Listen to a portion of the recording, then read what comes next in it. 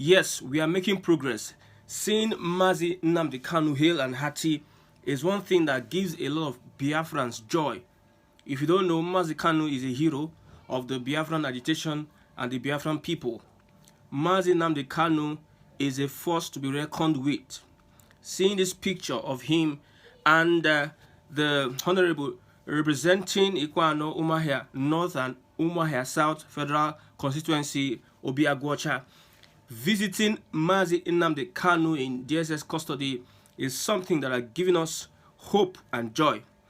Like we will always say, we'll make sure that the conversations about Biafra, Mazi Nnamdi Kanu and other agitators would continue.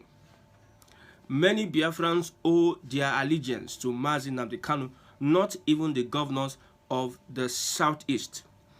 The earlier that the Nigerian government realizes how Nnamdi Kanu is dear to the people of the Southeast, the better for them to release him at every given opportunity. If the court had said that he is not guilty, release Mazi Nnamdi Kanu. I know the politics that Tinubu is playing. Nnamdi Kanu for Tinubu's government is like a general market. When you are playing what? General market. Putting the North in check, because the North doesn't want to hear anything about the division of Nigeria. If it concerns the division of Nigeria, the North don't want to listen to any conversation around the dissolution of this country, because they will be the worst hit, especially the Fulani. These guys are orphans. They have no place in Nigeria. They know that if the Southeasterners have their liberation, even the 5 states, let's just say the 5 states, because in the real sense, Biafra stretches till Benue and Kogi. That's coastal line. It stretches. We know that for sure.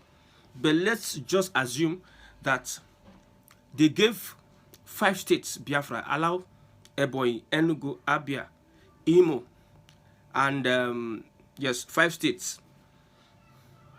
Enugu, Abia, Ebonyi, Imo, and Anambra. They gave these states to just go with your Biafra. The next month, the Southwesterners would not stay up to a year with the North and the Fulani. The Hausas, the Northern Hausas, would not want to stay with the Fulanis. The John Nations from South movement want to form a coalition. So the key to Nigeria's unity is the Southeastern region. And the person that will make Biafra a reality is Nnamdi Kanu. They know very well that if they release Nnamdi Kanu, he has gotten Biafra. The more reason why they need to take care of him and make sure they do what they need to do to let justice prevail. Because nothing is forgiven. Like what P2B said, that we should forgive, go on. He personally and his family members, I personally and my family members would or can forgive, go on. But the Igbo nation, Igbo is a nation. In the Southeast, there are different tribes and dialects. So the Igbo nation would not overlook the atrocities committed on its people. So what the Nigerian government should be doing at this point in time, they should make sure they deal circumspectively with Mazi Nnamdi Kanu until he's out of detention. These other people don't know how resilient the Igbos are with the issue of Biafra. You don't know how it is. You don't know how they see it. From your own standpoint, you believe that some of the few people we see online and those that you are seeing their faces, or a Simon Ekpa or a Mazi Nnamdi Kanu, these guys are riffraffs. They don't know what it is, what it takes to have a country. Before your eyes, I've been saying this, before your eyes, you will see that things will change so quickly. It is getting to that point. Tinubu is fighting a war with the northern elements. The northern people are looking for alliances left, right, and center against President Bola Ahmed Tinubu. The Igbos have made their stand. They are in the middle. They have already made their stand where they are going to face. The stand is Biafra. When somebody from the Southwest start asking you questions, what do you want? Is it presidency or Biafra? They know the answer. They know that an average Igbo man wants Biafra. If they want to start gaslighting you, They all know. They know the truth. One of the reasons why a blogger said that if you allow regionalism, the Igbos will have Biafra. They know that any slight opportunity, the Igbos may want to unite and utilize the opportunity to get the country they deserve. The more reasons why they are afraid of giving even the presidency. Let's say the Igbos say we want presidency. We are not thinking about Biafra. They will be afraid. That's why most of the leaders we have in the Southeast are persona non grata. They are not supported by the people. The powers that be, the Fulani powers that be, they are looking for ways to get willing tools among the Igbo leaders that will do their bidding, not the leaders that will do the bidding of the people. The more reasons why the governors have little or no say in their various state. When you see things like sit at home, the governor cannot influence their fundamental executive rights on the people. Soludo tried it. Look at the backlash. Enugu State Governor tried it. Look at the backlash. It is even Abia State Governor that is using wisdom. Outrightly, he cannot come out and say no more sit at home. He knows how he applies wisdom with all these things. So they're not looking for an alliance with the Southeast. Has become a problem for them. They don't want Nnamdi Kanu to come out of detention. In fact, if Tinubu spends 8 years and a Northerner takes over, they would want to be more ruthless on the Biafran agitation, because waiting Tinubu don't use their eyes see, man, my brother don't be here. It was in Tinubu's regime that you see a Nnamdi Kanu come out in front of the courts, start addressing journalists. It never happened with Buhari. Buhari spent money, billions of hard-earned Nigerian currency from taxpayers to go kidnap Nnamdi Kanu in Kenya, as reported and as speculated. He spent billions. They were so desperate of making sure Nigeria becomes one because they have nothing to offer Nigeria, and Nigeria offering them a lot. If they lose the unity, they are going to go back to the Sahara Desert. It will not take anything. The Hausas will rise in their millions from international communities everywhere. They will all come together and chase out the Fulani. The Fulani and some parts of the north, they are at the losing end. The biggest losers of Nigeria's unity or disunity or breakup are number one, the politicians, the godfathers, the cabals, military generals, and those that are occupying offices, and those that have declared themselves Lord and personal savior in different constituencies, different cabals, whether in the banking industry, the oil industry, whether it is those that are sponsoring Boko Haram, those in the army. Those are the biggest losers. Then when we look at regions, the Fulani as a tribe, they are the second biggest losers, following other minorities and the Hausas. The Southeast has a way of feeding itself, standing on its feet, surviving. Every other tribe have not gone through what the Southeast went through after the war. A whole tribe giving 20 pounds to start from scratch. It was as if it's a dead end. And how they're able to build themselves, despite the fact that there was calculated neglect of that region by some interests. They made sure that development did not get to a point whereby these people can raise their head and be sufficient, because everybody now is afraid of Biafra. No region of the country is more afraid of Biafra than the northern region. The game Tinubu is playing, I told you before that Nnamdi Kanu is a bargaining chip for this present government of President Bola Ahmed Tinubu, and he seems unstoppable. This guy seems to know how to play this devious politics, holding the North to ransom. The only thing I can give, the kudos I can give Tinubu, is that he knows how to play that politics against his enemies. At this point, most South-South leaders, if I will use that word, because I don't like using that word because it does not make sense to me, most South-South leaders have been silent. Who is that Southern leader? Is it Edwin Clark or Asari Dokubo? These guys have been disappointed, especially with the merging of both the Niger Delta Commission, scrapping it and bringing it into a singular commission. Their powers have been reduced. The Tinubu government is telling them, shut up. Look at Asai Dokubo saying that Tinubu has betrayed him, that he's going to seek alliance with the North.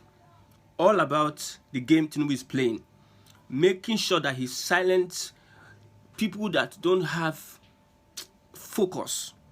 Southern leaders, especially the South, the Niger Deltans, don't have a focus, don't have a stand. Anywhere Bele face, that is the politics they play.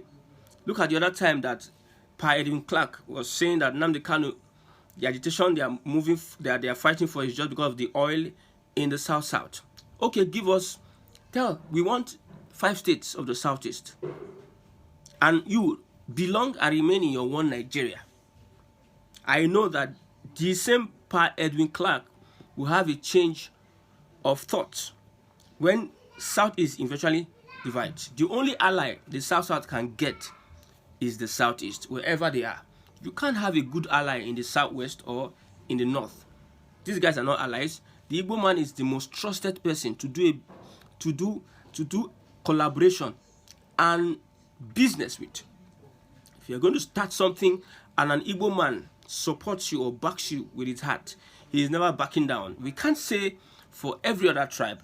I'm not saying that you don't have trustworthy Yorubas or Ijos or Ibibios or whatever. But when you look at generality, what has been projected in the past 10 years, you will see that the Igbo man is trustworthy when it comes to alliances. Joining together, they are always with you till the end.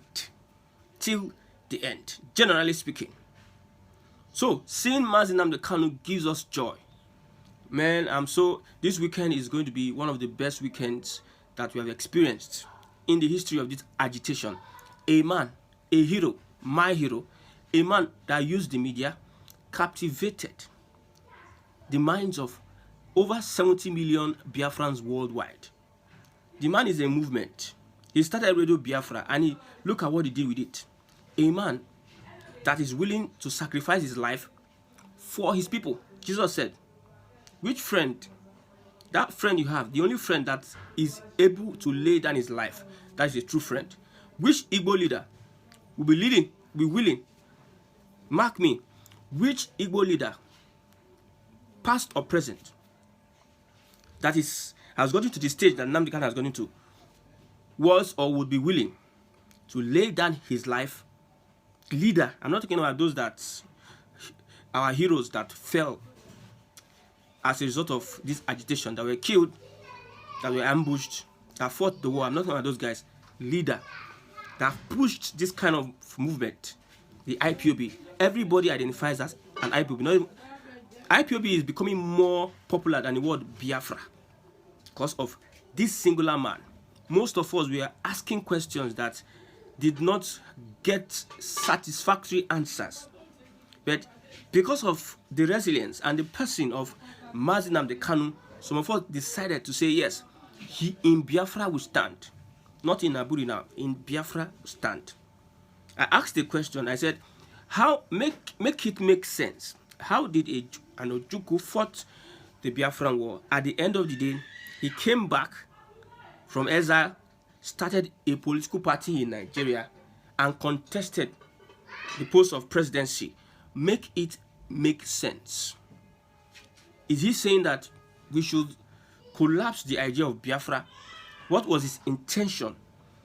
Did he make any statement as this is my plan, my strategic plan, to any Igbo person, union, or organization about how we are going to get Biafra? Did he actually abandon Biafra in his time? So the questions did not get reasonable answers, but I saw the answers in Nnamdi Kanu, not even Masob, Wazirike. The answers I got was that Biafra is bigger than anybody, and everybody has a role and part to play. You come, you play a part, you go. If you misbehave, you have played your part. Just live and be misbehaving. That was the answer I gave myself until I started following Nnamdi Kanu. Everybody's proud now to call themselves IPOB. even though they don't belong to the organization. They just like the nomenclature, even though they are called really they are Biafrans, but they decided to tag the name IPOB because of this man. Look at how he looks like a demigod. We are not worshiping him as Nnamdi Kanu. I said it before that any Igbo man, the Bible says that we are gods. You have an inner power. They call it chi. You have a connection, a divine connection. That's why in our names you see Chukwu, Chukwudi, Chinwe, Chioma, Chidiebere. That chi is an identification that connects us to a divine being. An Igbo man that is well-read, traveled, experienced, intelligent, that Igbo man is a semi-god. Look at these pictures and see how Nnamdi Kanu brightens anyone that comes around him.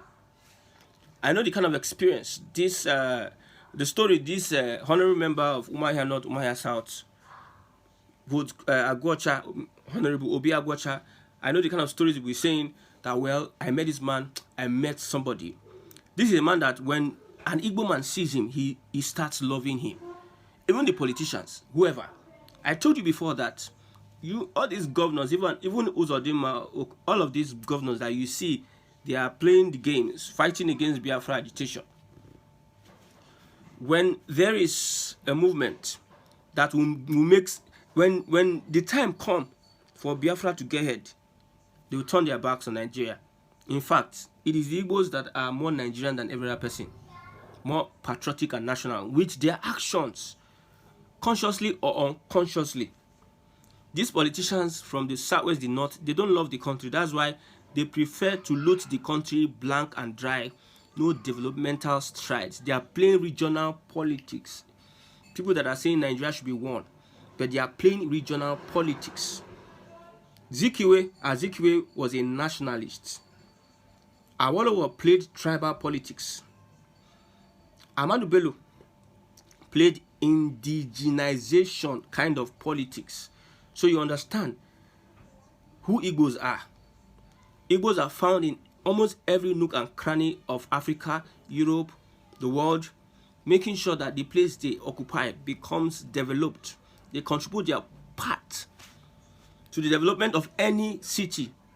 You cannot say that for every other tribe. Nook and cranny, Nigeria, Africa, the world.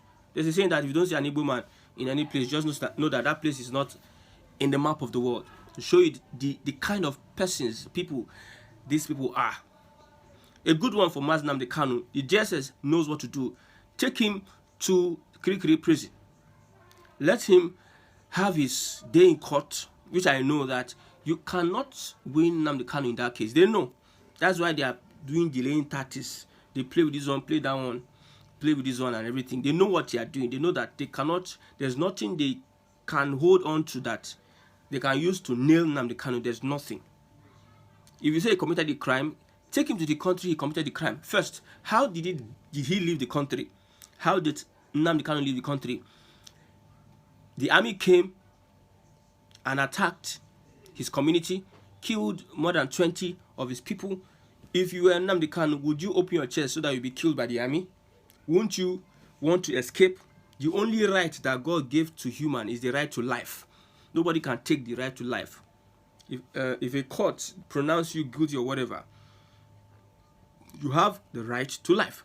He exercised his right to life. He has not been found guilty of anything. He exercised his right to life, and he left the country because of the actions of the Nigerian government. And how did he get back to the country? What procedures did you take? What steps? Was there any extraordinary rendition with the Kenyan government? How would you explain that? If you're accusing a criminal, how did the person become a criminal? So they cannot prove that in court. They put out videos that is saying destroy that. How do you link it? You see, the government knows what they are doing. They know how they can deceive people, but some of us, of the young Igbos that are rising up at this moment, divinely connected to this freedom that would liberate Africa, we know what we are doing. I've said it before. Don't look at the people on the streets, on social media, fighting for Biafra. There are much more people that are just waiting. Imagine P2B was the president of the Federal Republic of Nigeria. If you know the amount of investment that will have come into Nigeria within his first year by some Southeasterners, some Nigerians, people are afraid to invest in Nigeria like people, not nationalities. There's a trust issue with the Nigerian government. There's a trust. When you see all the things that are happening every day, no justice, no security, no freedom, no respect for the rule of law, why would we not lose out at the United Nations Human Rights Assembly seat? So these same guys, if they see that there's a Biafra and there's a leadership by Nnamdi Kanu, then you know that some people prefer to pipe low, to become anonymous, so that they cannot be seen or felt at the moment. But when that country comes, you now know that the people that are with, you are seeing, that you think that are with Nnamdi Kanu, they are people, and they are people. So we wish Nnamdi Kanu health. I can see he's healthy. He's been taken care of by the Tinubu's government. And we pray that the time for that release will be strategic, and it will give birth to a society that will liberate the black man from the shackles of the evil powers that is holding them down. Whether they are Nigerians, whether they are politicians, whether they are from the UK or US, wherever. That is our prayer. And in our lifetime, we must see Biafra come into the light.